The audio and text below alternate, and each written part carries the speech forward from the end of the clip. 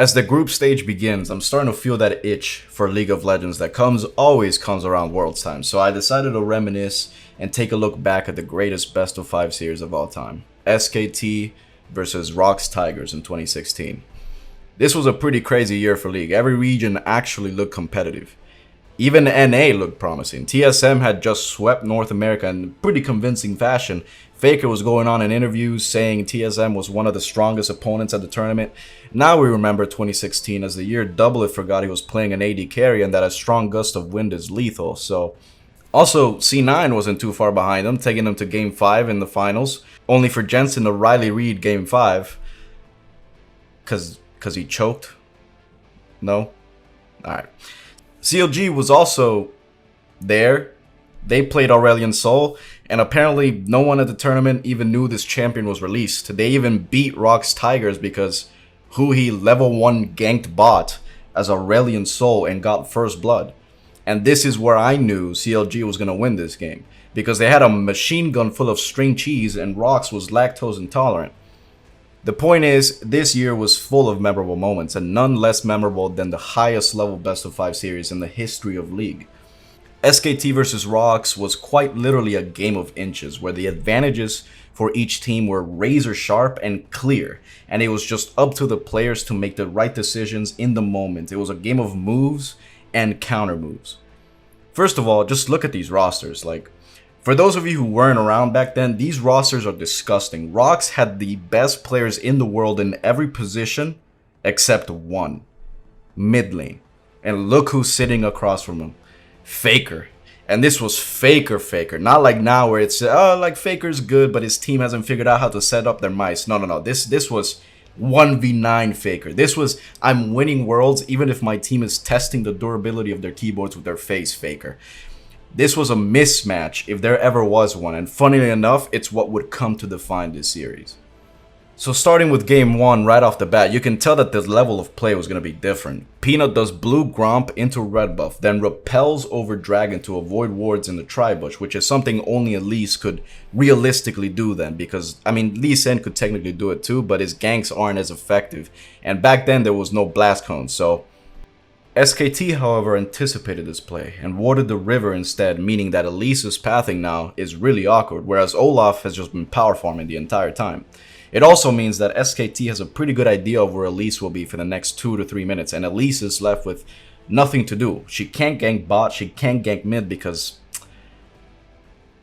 it's a bit of a diffy.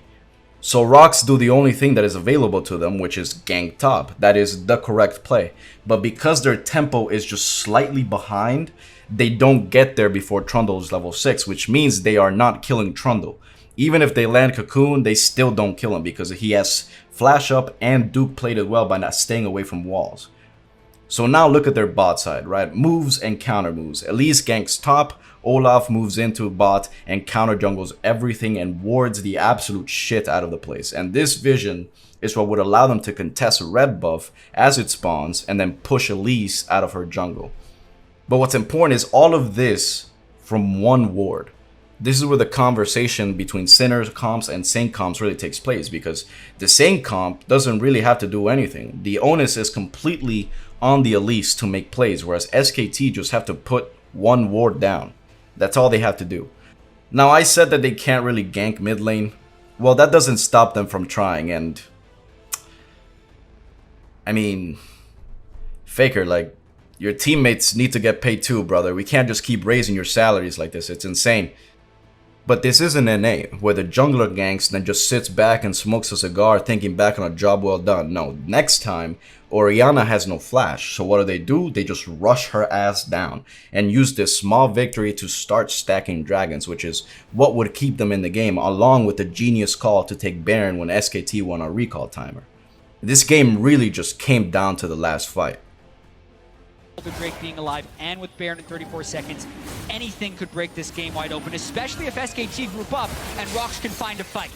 Yeah, the support's coming. Karma just not there yet. Only thing that matters right now is this Elder Dragon. SKT looking to rush it down, using the zone from Wolf. Look for him to put that stolen so many objectives this world. They're trying to keep out. Repel gets away from the stun. He goes in for it, and it's secured by Bangi. That is a big deal. SKT, Shockwave, a shutdown. They've got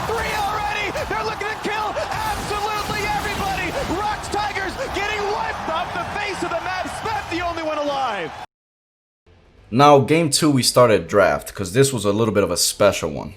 And a bit of context, Zyra was absolutely disgustingly broken back then. Her plants took 3 or 4 autos to kill, and her damage was absolutely ridiculous. She was by far and away the strongest support in the game, because along with her stupid damage, she also just granted you pretty much uncontestable control over the lane. So naturally, a lot of ideas were being thrown around as to what could be a good pick into her. Karma was probably the most common pick, but Rox had a little something different planned. Against Rumble, once he can get to Spectre's cow. But when we're talking about who has the pushing lanes, they actually have done an insta-lock misfortune. something really weird. I don't care about my last point.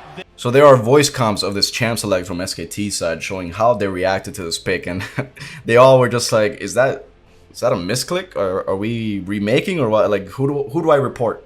But no, as SKT is about to find out, MF is a very real pick, and really one of the most legendary counter picks of all time. So legendary, in fact, that I still get them in my games today. There she is now, sitting 3 states behind me, making it so that I can't walk up to CS. Incredible. But in the hands of actual players with all 5 fingers, this pick was genius. MF's E outranged Zyra plants, plus the slow sets up perfectly for Ashe ult, and this lane becomes a nasty lane at level 6.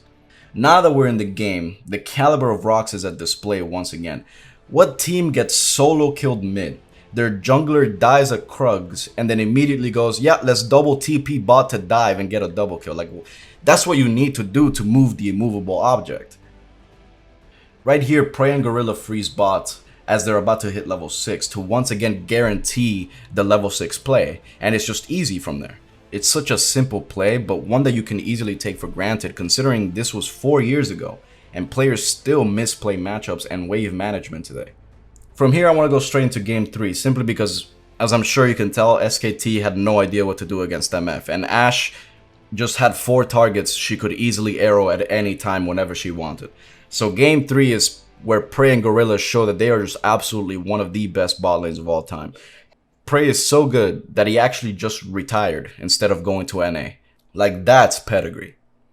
SKT even had a much better matchup this game. It just doesn't matter. Like, the Diffie and AD carries is just too huge. But even still, you know, top is winning, bot is winning. But Faker, man, it was impossible to play the game for Peanut because he couldn't go anywhere near mid lane. He can't gank mid because if Olaf is there, they lose. He can't gank top because if Olaf is there, they lose. They can't 3-man top because Faker is pressuring Kuro on cooldown, making sure that he stays in lane. It's literally just Prey and Gorilla this game. But that's all it took, you know, back to back to back to back fights that Prey just hard carries every time. Now, game 4 is where the series turns on its head. I keep mentioning the fact that SKT and Rox had very defined strengths. We just saw Rox's strengths. This game, we will see SKT's strength. So SKT had to ban MF, which was crazy because back then you only got 3 bans. So the fact that you had to drop one of them to ban MF is kinda cringe. But the main point of this game was SKT's mid-jungle duo. So all year, SKT was switching between Blank and Bengi as their jungler because Bengi should have his hands on his life alert and not his keyboard at this point. The guy was a little overdue for retirement. The problem with Blank is that he was a little inconsistent and didn't play too well with Faker. Bengi, on the other hand, had won 2 world championships with Faker, so that synergy was already established. And I don't think the concept of mid-jungle duos and their importance to the game was really understood back then. Just from listening to the casters talk about Faker and Bengi as a duo, I get the sense that they're talking more about the fact that they have played together before, rather than the importance mid-lane priority actually had on the game and how junglers could affect it. Which again is crazy to think that there was a time before that was even a thing. And it's even crazier because looking back at this series, it's the only reason SKT won. And this would be immediately clear right off the start. Both junglers do full clears of the jungle. Peanut was playing Olaf. Usually Olaf likes to power from to 6, then start ganking. So after he's done with his clear, he recalls, seeing as there is nothing to do on the map. Top is pushing and you have a mid lane victor. This is the right play. Nidalee finishes her clear and goes right past bot lane straight for mid lane and blows Victor's flash. Then Prey and Gorilla get caught randomly, so they have to blow summoners. Which means they're going to get a visit from the Hot Cougar in their area. And all because Faker has pressure mid. Having pressure mid means you can do whatever you want inside this circle. In the first game, you saw Bengi diving behind the tower, not to get a kill, but to get pressure. And it's because of this pressure, Bengi can just come right back to mid, hasn't even recalled yet, by the way, and get first blood. But again, Rox isn't just sitting idly by. Right here, the casters actually point out something that the observers didn't catch. As Rox get bot pushed in, Peanut hard commits to taking this tower. And it's because Kuro mid lane saw Faker had gotten blue buff. Given the time that Faker was gone from the lane, he quickly deduced that there was no way he could have done it by himself, which meant Nidalee had to be topside. And immediately, Peanut went bot, knowing that there was no way anyone could contest this play. So Rox takes the entire bot lane turret because Faker got blue buff. Holy shit. Talk about counter moves. But a problem that Rox would run into in this game is that SKT's comp has so many speed ups that basically make it so that it's pretty easy to dodge Ash arrows. It doesn't matter how good Prey is, it's pretty impossible to land every single one. And unfortunately, their team comp kind of relied on him landing arrows and engage. But this Faker guy who wants so badly to be Bjergsen, man, it's kind of cringe. He picked Zilean, and so whoever got arrowed was pretty much always safe. So Rox just slowly bled out this game. So game 5, we go back to draft here. Now this is where LS would start bleeding from his nose when he looks at this draft. Like actually, like this draft, they have 15 minutes. They have 15 minutes to be 10 kills to 0, 5,000 gold up. Otherwise, they just lose this game outright. It's honestly a pretty, I guess, underwhelming ending to what is an amazing series because it was just decided at draft. Also highlights the fact that SKT was probably the only team in the world who could beat this Rox. Simply because this comp is meant to throw the entire early game into chaos, but SKT just simply did not budge. Once again, from the beginning of the game, Peanut, who at the time was the best jungler in the world, shows his class as a jungler. When ironically, off of another blue handoff, he is able to almost immediately deduce so much information. He knew given the time that it happened that Lee started red buff, meaning he most likely did Wraiths into bot side clear. But more importantly, he knew Crab wasn't taken, and he also knew the time Wraiths would respawn. Where he just waits for Lee Sin to check, and There it is, it's Peanut. A lot of damage down, 300 HP on Bengi to repel the chase. Couple more attacks to flash. One more Q will get him. And Peanut solo kills for first blood. I mean, Peanut is just absolutely smurfing on Bengi this game. He said, Faker is destroying my mid lane, well, let's fix that. Bot lane is losing, well, let's fix that. But it doesn't matter how much Peanut does, because this team comp is just complete and utter anus. He ganked for a Karma and a Jhin. These are not champions that are going to run away with the game, especially not by the 15-minute mark that they have before they get outscaled by Poppy. And also, that mid-jungle synergy Rox absolutely do not have comes back to bite them, as Faker can't really be punished for blowing his flash because, again, Kuro is playing Karma, so Faker just farms it out and goes back to being 20 CS up again and having mid-pressure so they can just control the middle of the map. It's just impossible for Peanut to play because regardless of how many lanes he ganks, how many kills he gets, he will always just lose this game. It's impossible. It's impossible to play. And right here, even though the score is even, the gold is even, make no mistake, this is absolutely a desperation Baron because they were already outscaled. And, I mean, yeah, it's just over. It's going to be all about this. He's in the pit, and it's the kill on the Peanut. Right for either side, and it goes to Svep to try to save the game. But it's so many kills coming through for SKT. Svep cannot pick up Bang, and it's a 4 for 0. What the hell just happened? Again, a pretty underwhelming ending to this amazing series, and I honestly do recommend if for all of you to go and watch some of those games because they're really interesting if you're at all fan of competitive League of Legends. If anything, it shows that mid-jungle literally wins you championships. Rox had 4 of the best players in the world, but it just didn't matter. If you look at any of the recent world champions, they all have amazing 2v2 mids. But it's something that we still haven't even figured out yet, despite knowing how important it is. Back then, you see Elise and Karma picked, and you thought those two champions wanted to do 2 completely different things.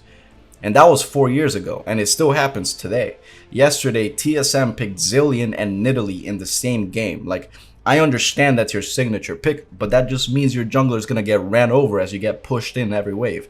Like, it's impossible for your jungler to play this game.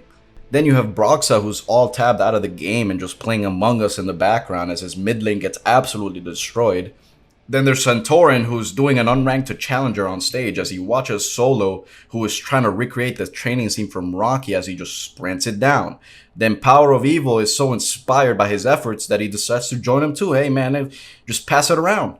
Then an interviewer asked FlyQuest bot lane what their favorite superhero is, and they both replied Barry Allen the Flash, and they just run it down at the speed of light. So, what did we learn here today, boys? NA sucks dick. Roll the outro.